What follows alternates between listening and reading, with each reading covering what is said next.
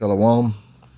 First, I'd like to give all praises unto Yahweh, Bahasham Yahweh Shai, and double honors unto the apostles and elders of Great Millstone, and honors to you brothers out there in the highways and the byways teaching this word in all sincerity and in truth. And what I want to talk about is if you want to truly understand the reality of this world, you got to be able to see through all the fog, the disinformation, the confusion, and the distraction. And the Bible is the only source that will allow you to do so, to filter all the BS. All right.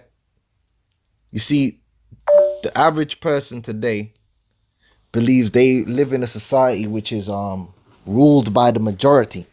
Like a lot of these people, that's why they believe in voting. All right. They believe this society is ruled by the majority. They also believe in the power of these different corporations and institutions, and they don't understand that ultimately these corporations and institutions are ruled by an elite. All right. Now, that elite has always existed among every people in every age, and this age is no different. It's just that we're living in a time where the current elite work very hard to hide themselves, to hide their hand. And they got people distracted by the cult of celebrity and corporations and brands to hide themselves. All right. I want to get Psalms 149, and we're going to get from verse 5. All right. It says, "Let the saints be joyful in glory. Let them sing aloud upon their beds. Let the high praises of the Most High be in their mouth and a two-edged sword in their hand, to execute vengeance upon the heathen and punishments upon the people." Now, the heathen represents the other nations. And that's not talking about what you deem to be a nation today. All right? You deem a nation to be someone who is registered, who's registered under a particular corporation, i.e. France, United Kingdom, Germany, America. You see, you can register yourself with any one of these corporations. In fact, you can change your nationality. I can easily change my nationality from so-called British to being French. I want to say easily, but there's a process. There's a process, because that's exactly what it is. It's a legal process. It's a corporate process. You have something known as dual nationality. You can become a citizen in most countries after you've lived there for around 10 years. You don't have to be born there. They got different stipulations. You can have one parent that's from there, or even a grandparent. Some countries will allow you to apply to be nationalized by their country by simply having one grandparent who at one time was a national of that country. So it's corporate. When you're dealing with the essence of what nationality is, the word national goes back to or nation goes back to the word natal, which means that which you are born. And that which you are born is of the seed of man. All right. That's why when you go to Numbers, the first chapter, the nationalities, the pedigrees, all right, of the people is rendered according to the house of their fathers. You cannot change your nationality. It is who you are inertly. The Lord, the scripture tells you, Deuteronomy 32:8, that the Lord separated the sons of Adam. You can read about that mainly in the book of Genesis, the 9th chapter. Sorry, the 10th, Genesis, the 10th chapter. That's when the majority of the nations were separated. And you read about Yawan. You read about Mizraim. These were when the patriarchs of the nations were separated. And that is a true nationality. You cannot change. It's not a legal process which is governed by some corporate entity, some administrative office. This is something which is natural, a natural law. Okay? If you're an Israelite, you're an Israelite. That's your nationality. You can't change from being an Israelite. In reality, according to the rules and the laws of the universe, you cannot change from being an Israelite to being an Edomite, because you cannot change your lineage. You cannot change where your seed, whose seed you are. And you go through the scriptures, different nations were formed at different times. The children of Moab came from Moab. The children of Ammon came from Ammon. Esau came from, the Edomites come from Esau. It's not corporate. It's not a legal process. It's a natural process. Natural law. Okay? So when it says to execute vengeance upon the heathen is talking about is the other nations. Anyone whose nationality is not in line with being an Israelite, meaning you are not of the seed of Abraham, Isaac, and Jacob by the lineage of your fathers. It's not a legal process. It says, and punishments upon the people. So we're gonna take vengeance upon the heathen, and we're gonna put punishments upon these different nations. Okay?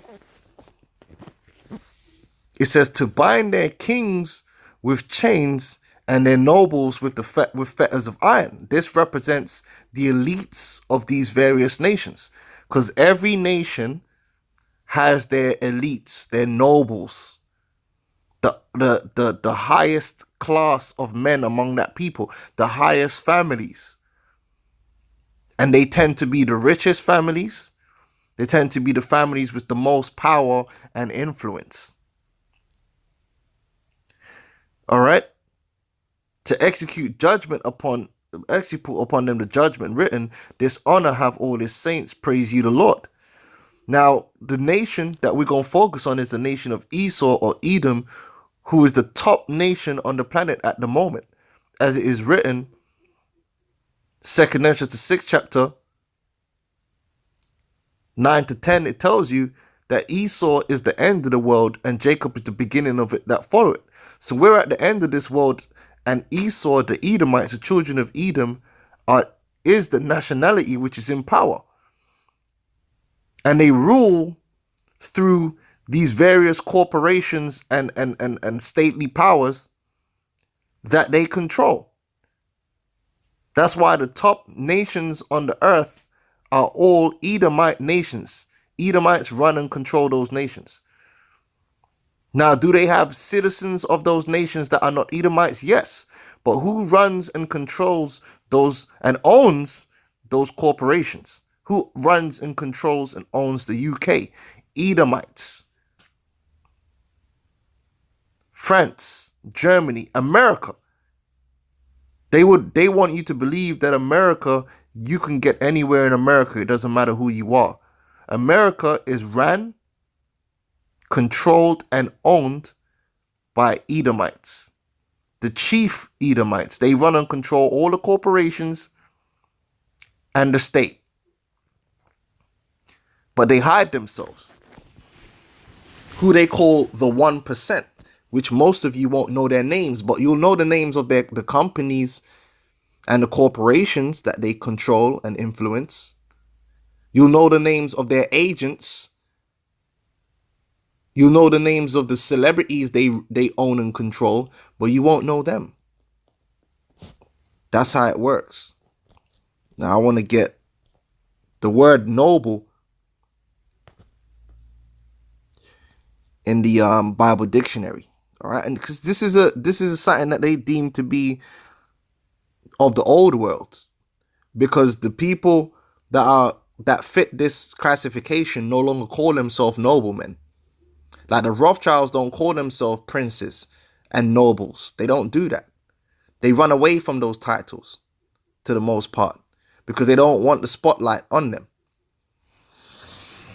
All right, but in essence, that's exactly what they are. Now, the word nobles, it says nobles is the translation of the Hebrew, it says korim, occurring only in the plural, and it means freeborn. All right. All right. Some of the words here is mighty, illustrious, or noble. Liberal, meaning you actually have the power to do things. See, the majority of people, if you're not in the nobility, you are ruled by the nobility, and most of what you do is determined by the nobility. Like a lot of you people, even these average everyday Edomites, the laws and the legislations, you didn't put those laws and legislations in place. Those things were put in place and set up by your elites, by your nobles. They control the rule of law.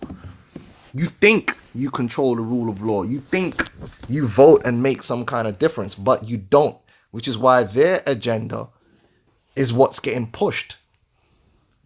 All right. It says other words are gadol, which means great. All right. You got precious, a leader. It says the foremost ones. These are all different Hebrew words. And when you go into the word noble, what it means. All right. Those near. All right. Weighty, honored, well born. Because then that's another thing people don't understand. You're born into nobility. Noble families with wealth and power. Like the Trump family, they're not a family. They were created by the nobility. Trump's granddad was a nobody. He came into America and Trump went bankrupt. His family ain't old money. It was the Rothschilds that came in through their banking system and propped Trump up, because Trump is one of their underlings, one of their puppets. He is also ruled and controlled by the same elite. He serves the true nobility of America, the true nobility of Esau. And he is not the only one. Now, some of these politicians and different business leaders and CEOs, some of them are actually related and are part of those families too. But they changed the names and so forth. Changed their surnames, man. It says Eugene's well-born, Kratisto's strongest, most powerful. So the nobility represents those with the actual power within society. And these are the people that control the state. They control these corporations. They control Google. They control all of this. They control the state and the private realm. Both the state and the private realm, these corporate structures are controlled by these noblemen. All right.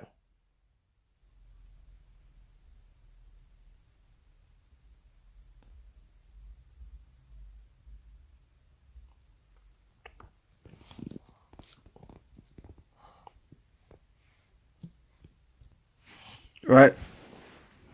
That's why a lot of times you hear brothers speak, you hear the apostles and the elders speak, and we read the scriptures, and the scriptures is speaking about the wicked, is speaking about the devices of our enemy Esau, who is the wicked.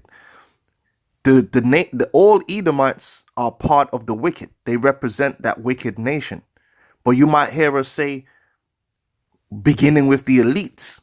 Why do we say that? Because we understand that the agenda and the power and the force of the Edomite nation, of the Edomite people, begins with the elites.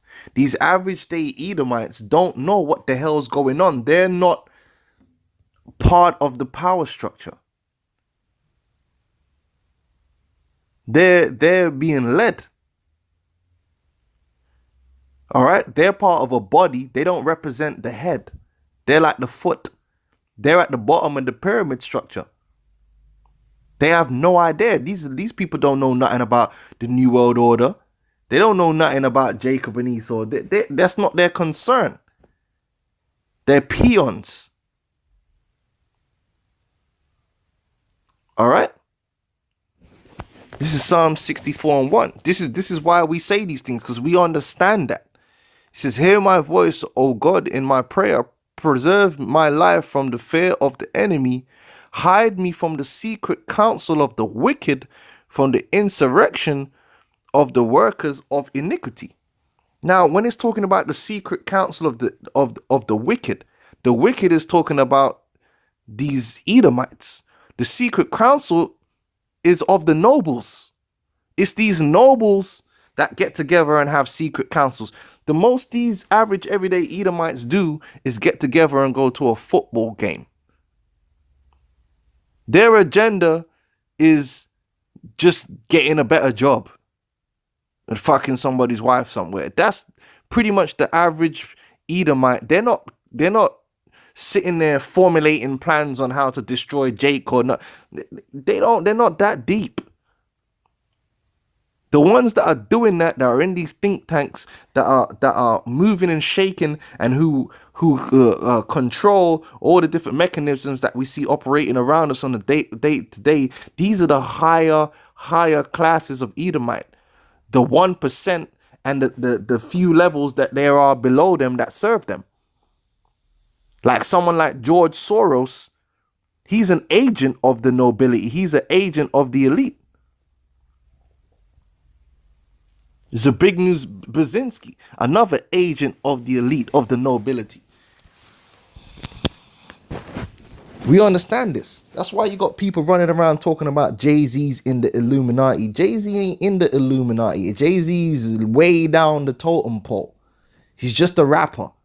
But the rap industry, the music industry, right? The corporate music industry, because it's a corporate industry, is controlled by corporations. And these corporations, the people who run and control and own those corporations, are themselves controlled by the nobles and the elites, and they push forward the agenda of the elites. So Jay-Z is working for them, but he is not the Illuminati, man. He's low. He's way low level. He's way down the pyramid.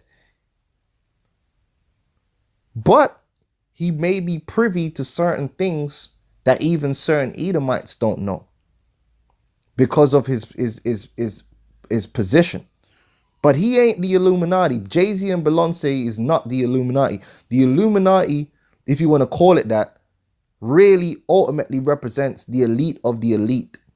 They're the ones that know everything. They know the entire planet, and they're pulling all the strings. The nobles. Jay-Z is not a noble. He's not old blood. He went around. He's not privy to the information. He was just a nigga in the ghetto that could rap. And they needed his talent for their agenda, and that's it. All right? So anytime you hear someone talking about that like that, that shows you they don't understand what's going on. It says, who whet their tongue like a sword and bend their bows to shoot their arrows, even bitter words, that they may shoot in secret at the perfect. Suddenly did they shoot at him and fear not. They encourage themselves in an evil matter. These top-level Edomites, the nobles of Esau, the chiefs of Esau, the princes of Esau, like Evelyn Rothschild, David Rockefeller, and these cats, they get together and they do all the witchcraft and all that kind of shit, the child sacrifice, child snuff, all that stuff. But when they get together, what do you think they do? They talk about their plans for the world. They talk about the New World Order, and they encourage themselves. They say, look, we can do this. They prep each other up. They have team meetings, man, and they discuss these things, man. The average everyday Edomite don't know nothing about that because they're not up there in the control room, so to speak. They're just down on the floor pushing carts. It says, they search out iniquities, they accomplish a diligent search. And how do they do that? They utilize different arms. They have different research foundations and that you won't know nothing about. You might have a guy researching a particular technology, and they find out about it, and that technology that can be made of some use to the New World Order, and they'll come in through some next company, blah, blah, blah, and fund that research. Now, this guy doesn't know ultimately what his technology is going to be used for. He's just taking the funding because he needs it. He doesn't know that that funding goes, decision to fund him goes all the way back to his nobles. They control all of that. How do you think the chip was developed? They control the private and the public sector and the money. Like I said, they hide behind all these different corporate entities and state entities, the nobles of Esau, but they can't hide from the Most High. All right? It says, both the inward thought of every one of them and the heart is deep. Meaning what? They're thinking about world domination. Whereas the average Edomite who is not of the nobility, he ain't thinking about that. They're just farmers, man. They're just workers. They're thinking, like I said, they're just thinking about their own little tiny lives. They're not thinking about the big picture. All right? Every 4 years, they get to vote and they get manipulated and they think that their vote matters.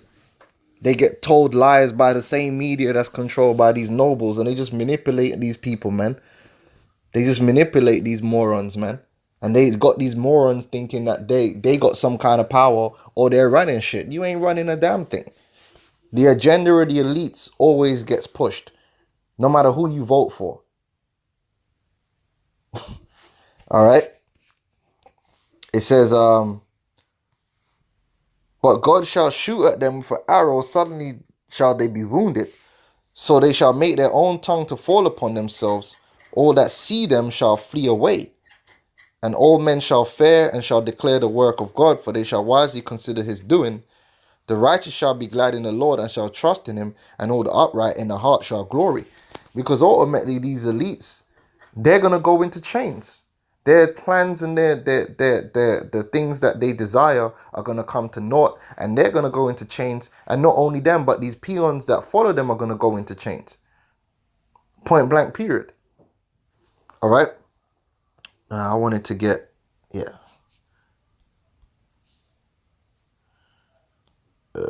I wanted to bring out a little history on Rome.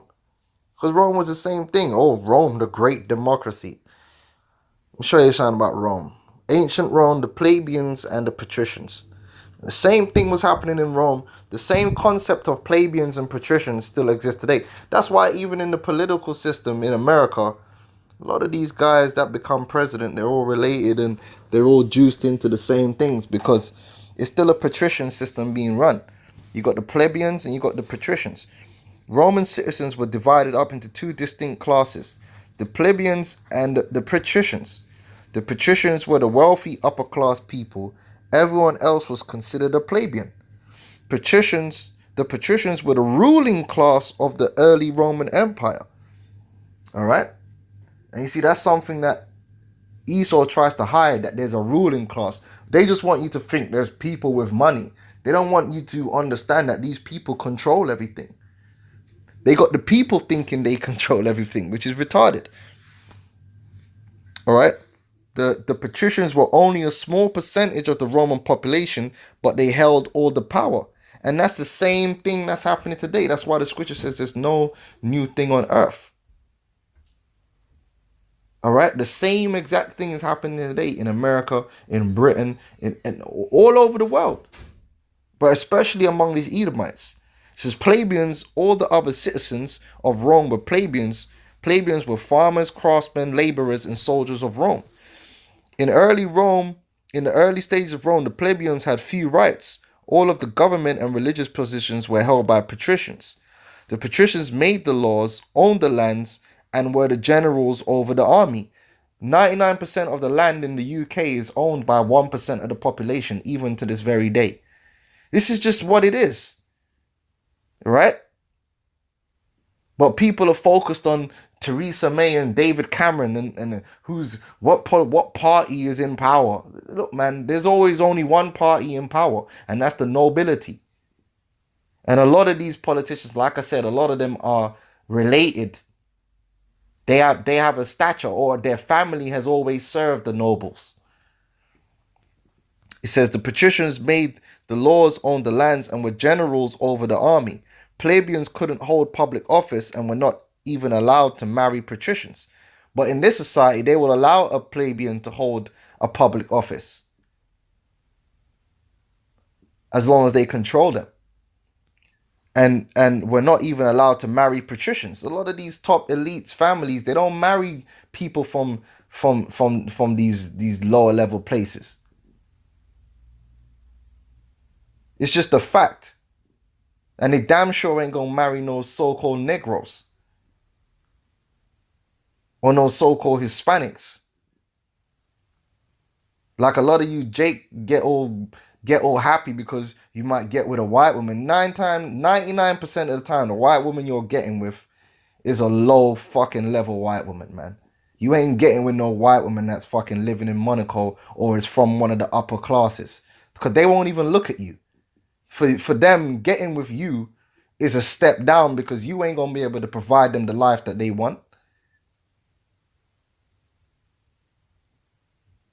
You ain't gonna allow them to live in the circles that they're used to living in. That's why most black men that get with white women are getting with white women that are in the same socio-economic bracket as they are. And a lot of them too are Jakes. Like here in the UK, a lot of white women niggas get are really just Irish women from the fucking ghetto too. It's, so Jake think most one of them upper class women will use you for is a call boy, and that's it. They're gonna go marry one of them upper class white men, cause that's just how it is. The upper class stay in the upper class. It's just true. I know, because you see how these devils roll. You go down central London, I see how they roll. I know their mind. I know how they think. When you get to that level, they're not playing no games, man. They look at you as what you are. You're on a lower level. And they're not trying to go down where you are. Most of these super upper class white men, they ain't trying to deal with even they ain't trying to deal with a white woman that's from a lower level class. They ain't trying to do with Susie from fucking Canning Town. They get with the upper class white girl, man. That's how it works, man. So it's still like that unofficially. All right.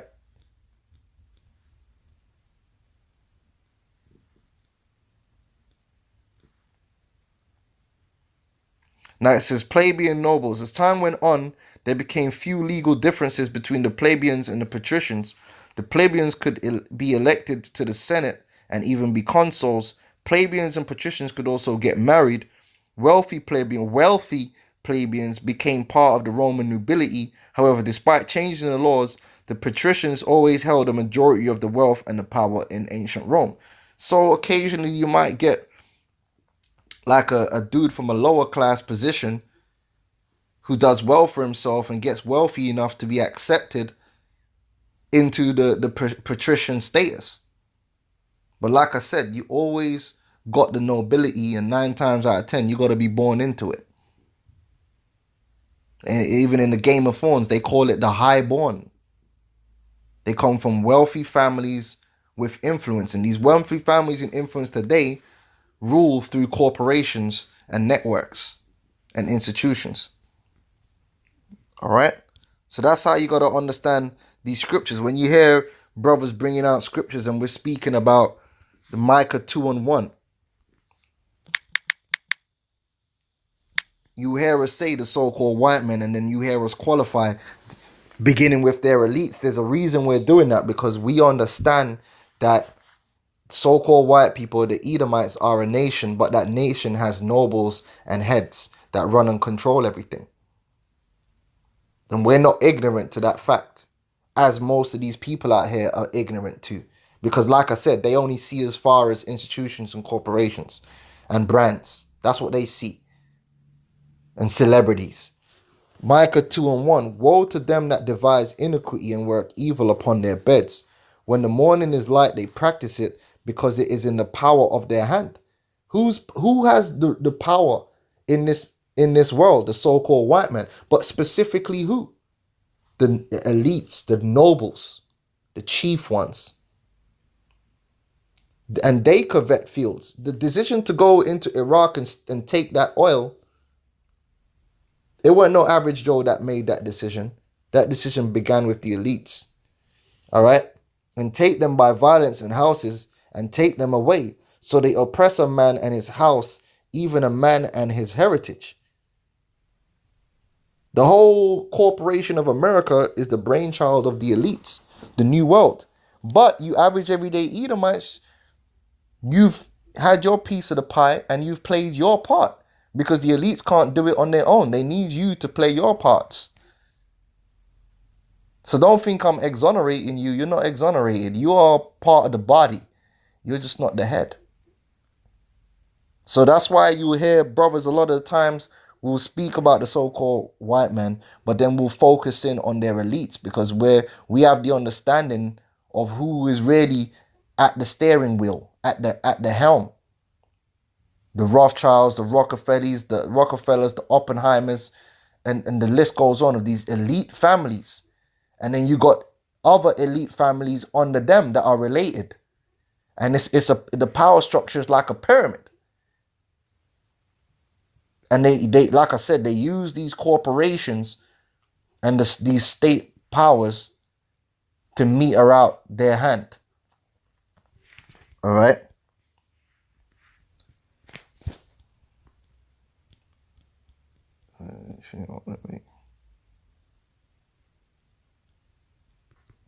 I thought this was an interesting word. Kakistocracy is a system of government which is run by the worst and least qualified and most unscrupulous citizens.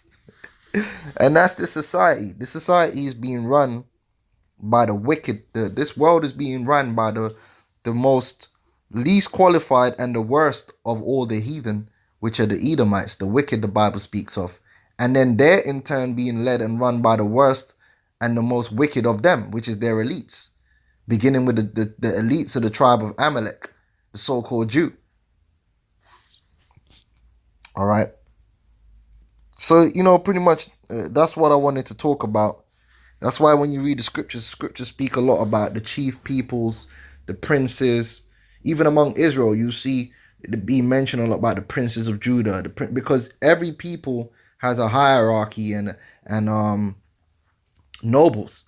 Like the real nobles, and like even when the Lord sets up the kingdom of heaven, you're gonna have the 144,000. Those are pretty much gonna be the nobles of the new world, the nobles of the nation of Israel, the princes, the aristocracy, the chief ones.